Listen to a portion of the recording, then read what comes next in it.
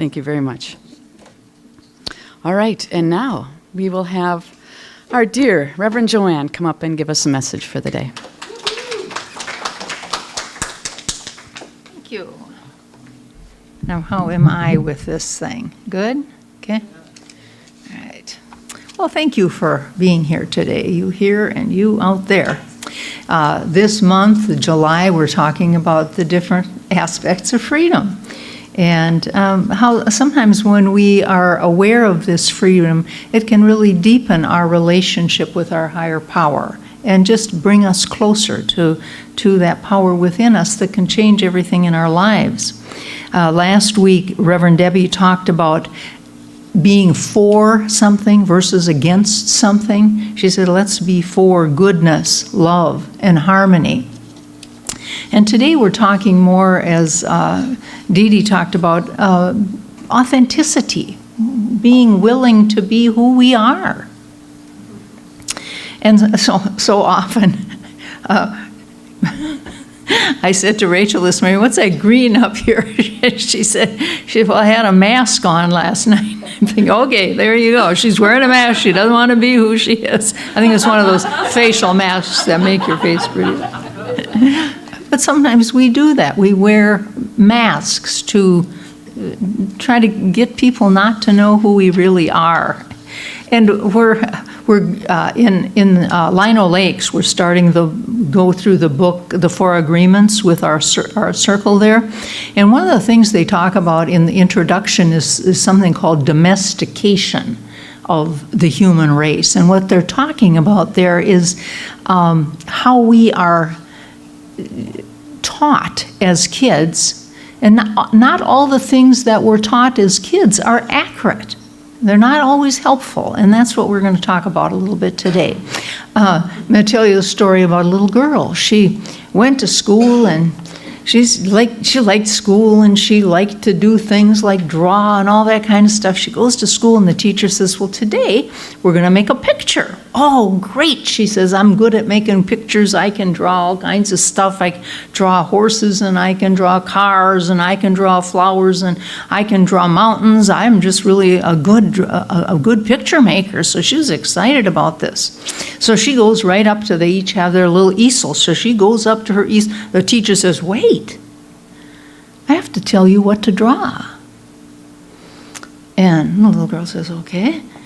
So the teacher says, today we're going to draw a flower. The little girl said, oh, great. She loved to draw flowers. She had all these colored crayons and stuff. She loved to draw flowers.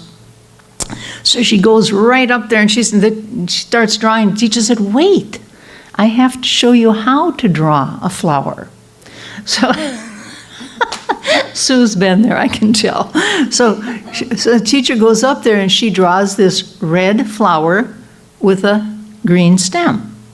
And the little girl looks at that flower and she thinks, my flowers are a lot better than that. But she figures it's the teacher, so she does what she's told to do.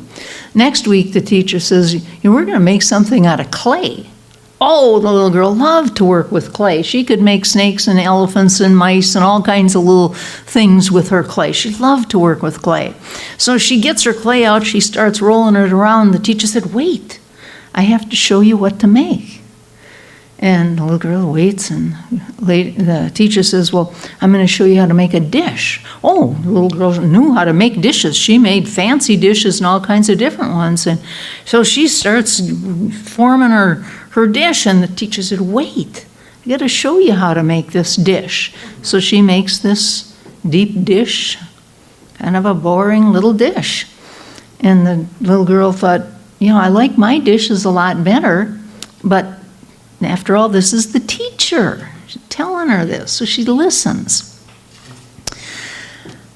So a little while later, the family of this little girl moves to a different city. She goes to a different school. She goes into the classroom, and the teacher says, today we're going to make a picture. The little girl sits there, and the other kids are starting to draw, and the little girl's just sitting there. And the teacher says, well, why aren't you making a picture? Well, the little girl says, you got to tell me what to draw. Teacher says, well, you get to draw anything you want to draw. Well, okay, the little girl says, but how am I going to know what colors to use? Well, the teacher said, you use whatever colors you want. Oh, okay. So the little girl gets to her easel and she draws a red flower with a green stem. Kind of a sad story, isn't it? And how many of us have been, I think Sue has, how many of us have been in situations where we were told something. I know so many people. My late husband Gary said when he was a kid, they had choir or chorus or whatever the little kids were singing, and the teacher said, "You just move your lips. You don't have to make any sound come out." And of course, you know, his family could sing. His mom and dad could sing. His sister could sing. I think he could have sung, but he never did, because he was told, "Just move your lips." So I think that many of us suffer from something like that. The other thing some of us have heard over the years is, don't ask so many questions. I mean, we were told that. We weren't to ask questions. We were to just accept this. I'm talking more about church than school. But the minister would say, don't ask these questions. This is the truth. I'm telling you, just swallow it, hook, line, and sinker. So Ernest Holmes says, you know, and that takes our freedom away. When we do that, we're not feeling freedom. We're just doing what somebody else wants us to do. Holmes says, freedom is the birthright of every living soul. Our inherent nature is forever seeking to express itself in terms of freedom. We do well to listen to this inner voice, for it tells us of the wonderful life in its scope, and of a love beyond our fondest dreams, listening to our own inner voice. Christian Larson, another New Thought pioneer, wrote a book called Pathway of Roses, and he wrote, God is absolute freedom, and man is eternally becoming what God is. That's what we're all about, letting God shine through us, as us.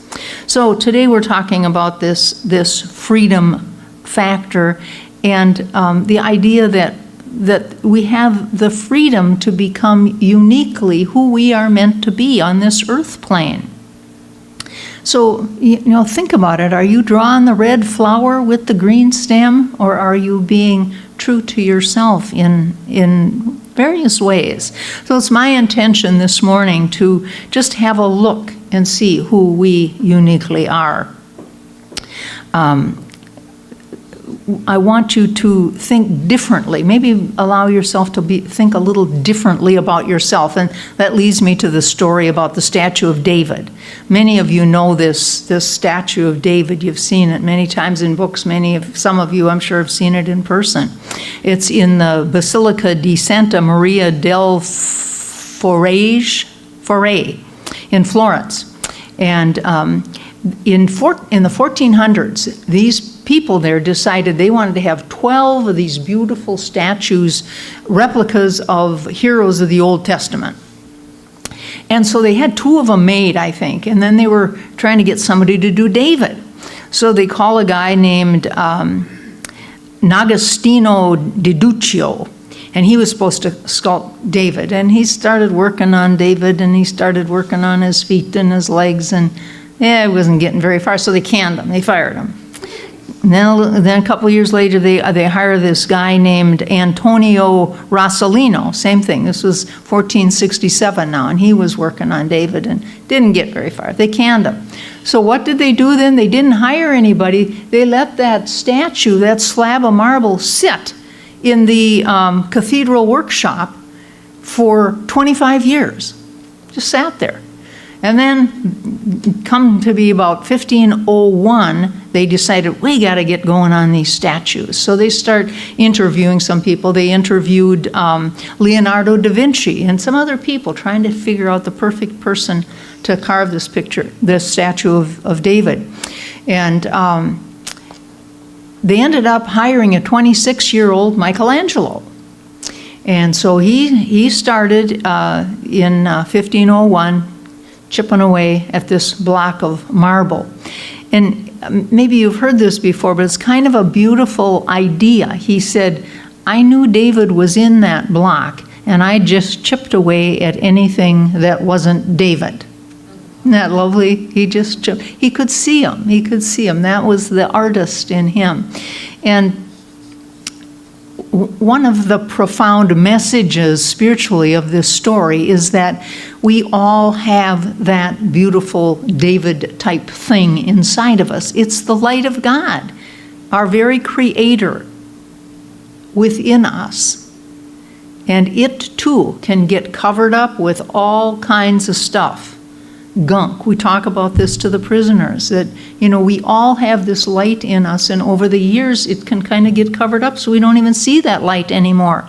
But anything that was put there can be taken away. And so that's kind of what Michelangelo was doing, and that's what we can do as well in our lives. Meister Eckhart, who was a German mystic in the 1200s, he said, the spiritual life is not a process of addition, but rather of subtraction. We have everything we need right here. It's all that other stuff that gets put on top of it that we need to work at getting rid of. I don't know why I think of Leif when I hear this. He talks like this. He says, the unique, wonderful, glorious, creative, gifted, talented, free is inside of you. He can talk all those adjectives real fast. But that's true. That unique, wonderful stuff is within us. And here comes a wonderful, unique person in the door.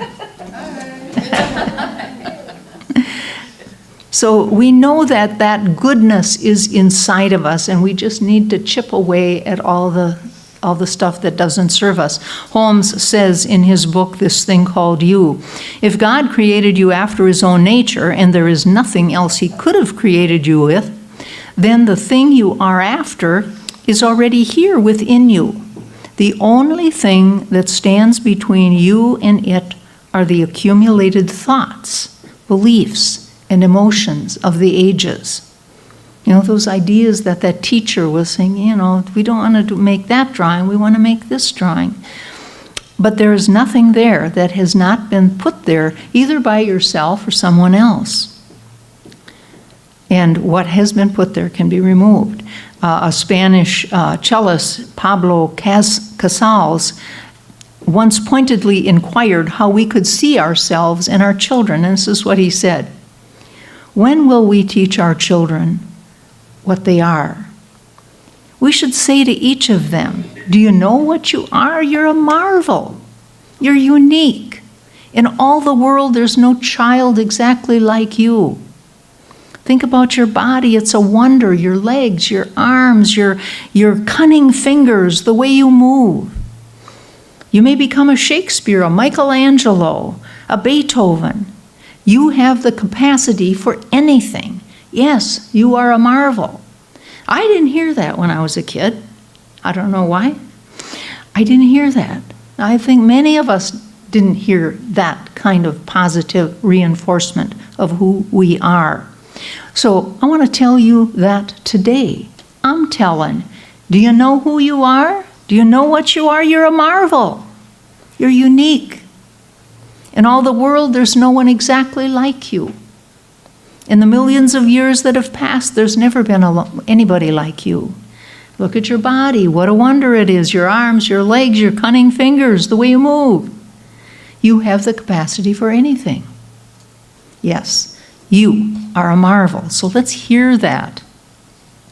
So that's one point I wanted to make, this idea that David thing is in all of us, and it's that very higher power that created everything and everyone. The second thing is that it took Michelangelo to see David within that stone. The other artists didn't seem to see that. They were having trouble finding that David in there. But Michelangelo said, no, I see David in there. I'm just gonna free him from all the stuff that's around him. And there are many people in our lives that didn't see the David within us, the good within us, that light within us. Many of us went through life with parents or teachers or ministers just, looking at us as poor, miserable sinners, or maybe a burden on them, whatever, I don't know. But many of us did not get the message that I just gave to you. So this is the time for you to be aware of a Michelangelo in your life that might be trying to lift you up, or better yet, being our own Michelangelo. See, knowing that we can look and see the good within ourselves, to find that light within us. And until we see what we are, we cannot take the steps to become what we're meant to be. Till we see that light in us, we can't do that. When I was in high school, I had no intention of going to college. I didn't think my folks could afford it, and I didn't understand about how it could work. I didn't know how I could make that work. Just didn't get it. But I had a business teacher, and she taught things like typing and bookkeeping and something called stenography, which some of you have no idea what that is. It's my secret writing. And she was always telling me, Joanne, you gotta go to college. It would be so good for you. You would love it. And she encouraged me time and again. I didn't believe her for a minute. She didn't even make a dent. I just did not believe that was for me. And I had a girlfriend in high school too. I didn't go to school in Hinckley till I was a freshman. So I went to a little country school for 8 years. I went to Hinckley for 4 years in my high school years. And I had this friend, her name was Jan.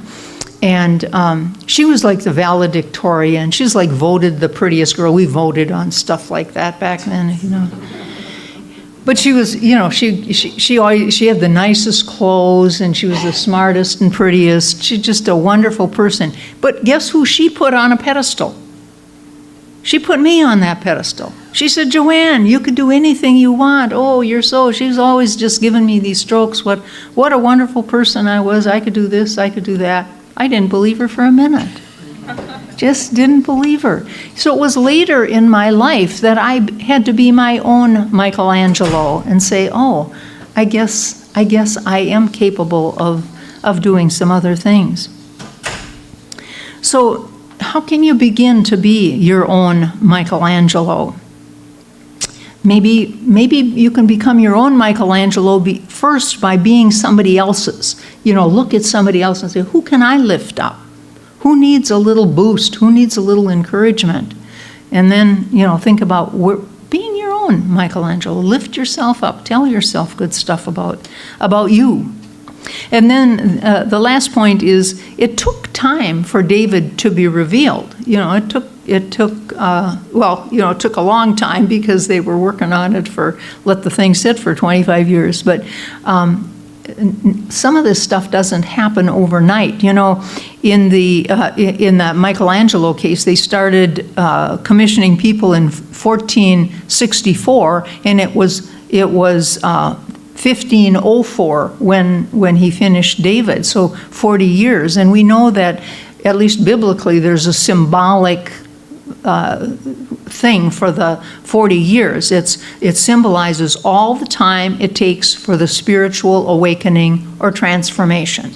All the time you need for something. That's what that 40 years symbolizes. And, we think about Noah. Noah was on that ark supposedly for 40 days. Buddha spent 40 days under the Bodhi tree. Jesus spent 40 days in the wilderness fighting temptation.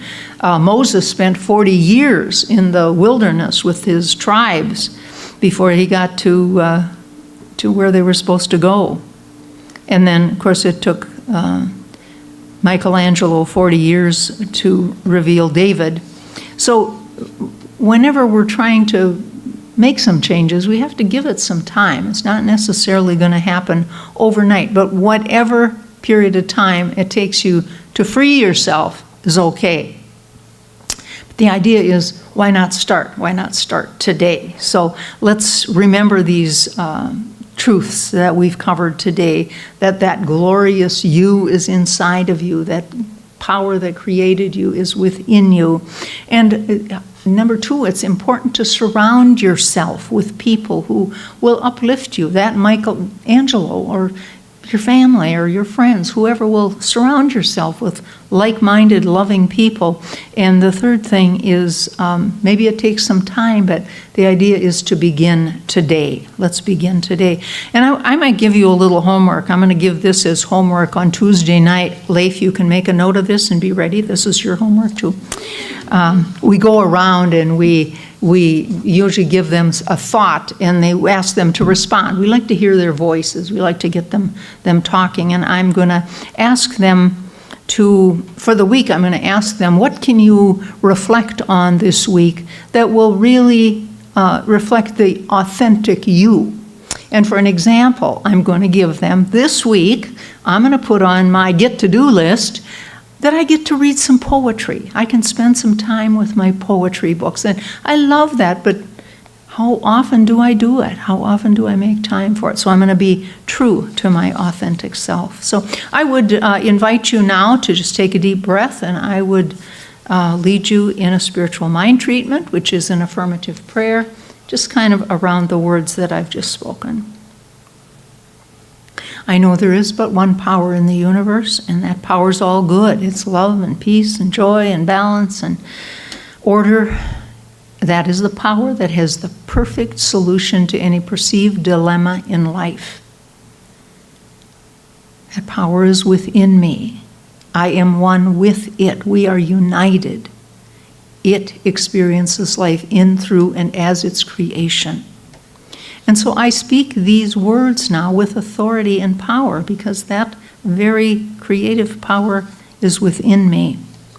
And even though I might have listened to teachers or ministers or parents who were maybe leading me astray, like that little girl being told that she wasn't making the flowers the right way, she wasn't doing it the right way, and that her version wasn't good. Maybe I've lost sight of my own uniqueness in my life at some time, in some areas.